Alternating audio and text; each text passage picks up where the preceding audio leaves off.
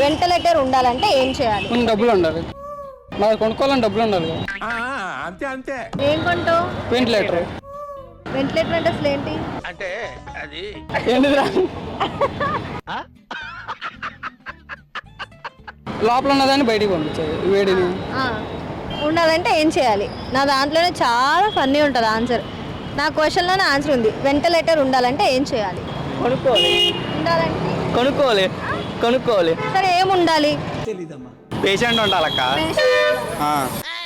పేషెంట్కి ఓ అదా కాదు కాదు వంటగది ఉండాలి ముందు. వంటగది ఉండాలి. Wrong answer. దాన్ని ఇంకా కొంచెం 2 wordsగా డివైడ్ చేయండి. వెంటిలేటర్. లెటర్.